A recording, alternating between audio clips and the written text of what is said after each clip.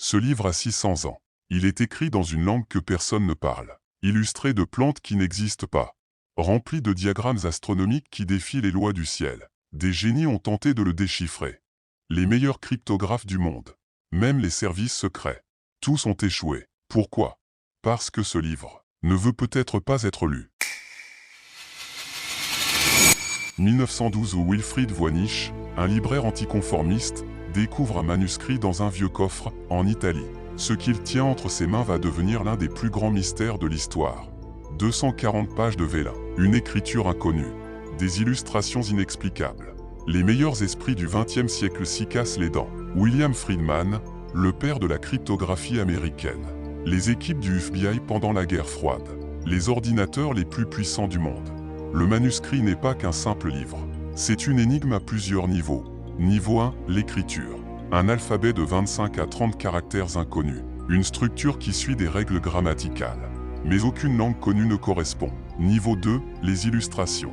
130 plantes qui n'existent sur aucune terre. Des femmes nues dans des tubes remplis de liquide vert. Des diagrammes célestes montrant des constellations imaginaires. Face à ce mur d'incompréhension, les hypothèses les plus folles ont émergé. Théorie 1, l'œuvre d'un hérétique. Un savant de la Renaissance aurait codé des connaissances interdites.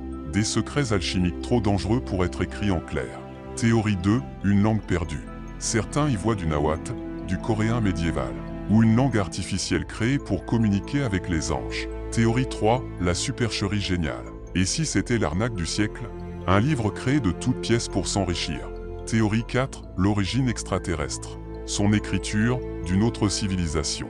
Ces plantes seraient d'une autre planète. La plus radicale, le livre ne vient pas de notre monde. Au fil des siècles, les tentatives se succèdent. Ils appliquent les méthodes classiques et échouent tous. 1970 à 2000, l'arrivée des ordinateurs. L'IA analyse les patterns. 1912 à 1950, l'ère des cryptographes humains. Rien. Le livre résiste.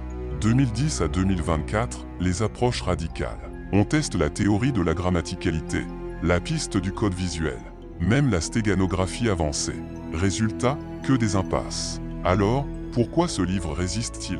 Peut-être parce qu'il représente la limite ultime de notre compréhension, la frontière entre ce que nous pouvons savoir et ce qui restera toujours du domaine du mystère. Ce manuscrit nous pose une question fondamentale. Existe-t-il des savoirs qui, par nature, échappent à la compréhension humaine? Et vous, quelle est votre théorie? Œuvre géniale d'un savant fou? Canular historique parfait? Ou message venu d'ailleurs? Likez si vous voulez que je plonge dans d'autres manuscrits maudits. Et abonnez-vous pour ne rien manquer de nos prochaines enquêtes. La quête continue.